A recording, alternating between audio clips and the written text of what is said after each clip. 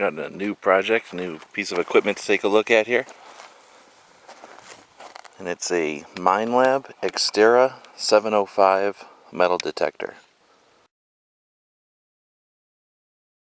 Since I don't know much at all about metal detectors, or Minelab in particular, I thought I would take a look at this one and put it through its paces and see how a metal detector works. This is not an inexpensive one. This one's going to retail for somewhere around $700, so it's definitely not a toy. So let's take a look at it. First off, we'll open it up. I broke the seal already to make sure everything was in there, of course. We get a letter from Minelab. Minelab's an Australian company. It's thanking us for purchasing it and letting us know that they use a lot of military research in the development of these. And that's what really perked my interest. I think this is probably the heart of it, or at least a big chunk of it, the display. Pretty lightweight. Just feels about as much as you would imagine. It's just pretty much an empty piece of plastic here. Looks like it takes AA batteries and a little hinge side compartment here. We've got the extensions that, of course, bring the sensor out to the ground for you.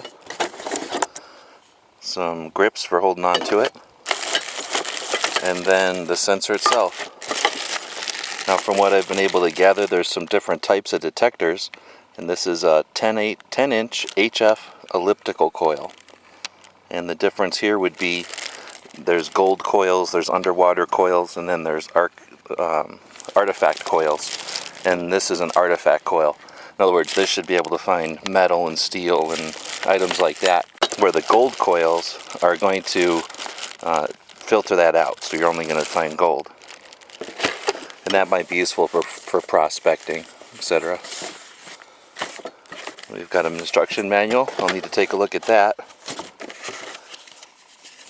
Product warranty card. And then it looks like a quick reference card. So not too much to it for $700, so let's take a look at it. I'll go ahead and put it together here, and let's give it a shot. Extra bonus points if you can tell where we are.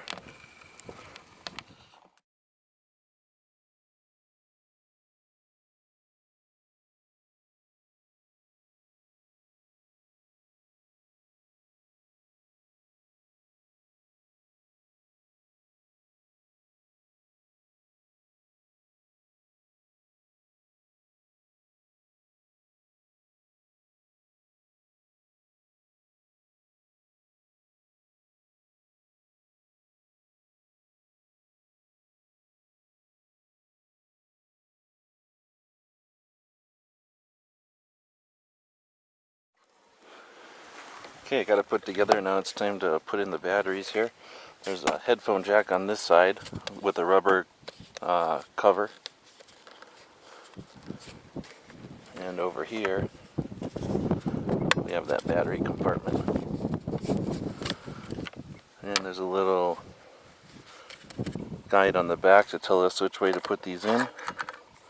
And I'm just putting in some regular alkalines for now. Some cheap store brand. Well, inexpensive store brand. Coming over to the front. I've looked at the guide a little bit, so we'll test this thing out a little. Alright, I'm going to be playing with the sensor here a little bit. One of the things it asks you to do in the instructions is to put down some items of your own. So I put down some quarters there. Over here somewhere I've got some pennies. Over here we've got a steel case. We've got a knife over here, again made out of steel. Just in front of that we've got a little aluminum case. Over here we have an old 22 shell that should be brass. It's just all tarnished. And they don't have any gold, so I use this phone over here because I figure there's got to be some gold components in there. Now let's see how the sensor reacts to all these different things. So you can see a number shows up and you get a tone. So that was the phone. Now we'll go to the quarters. So that was a 40. And that's a 32. A little bit different tone and a little bit different readout. So now let's go to the pennies. So quarters, pennies, different readout, different number.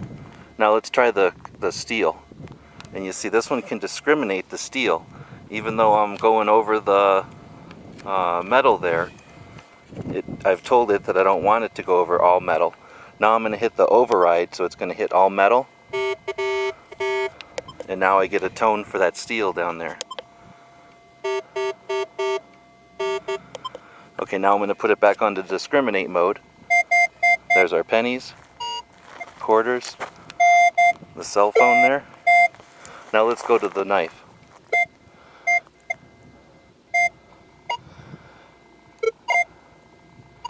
It's a little confused there. It's not quite junk metal, so it's bringing it up.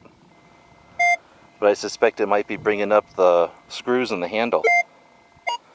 Now let's go to this piece of copper 22 shell, see if it can discriminate just that one little piece. And it does with an 8.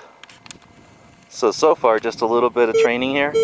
I figured out that this thing can definitely discriminate between the different types of metal. Now we can test it out by burying these objects, well, maybe except the cell phone, and get a little more accurate information about these arrows, which will tell us how deep the object would be.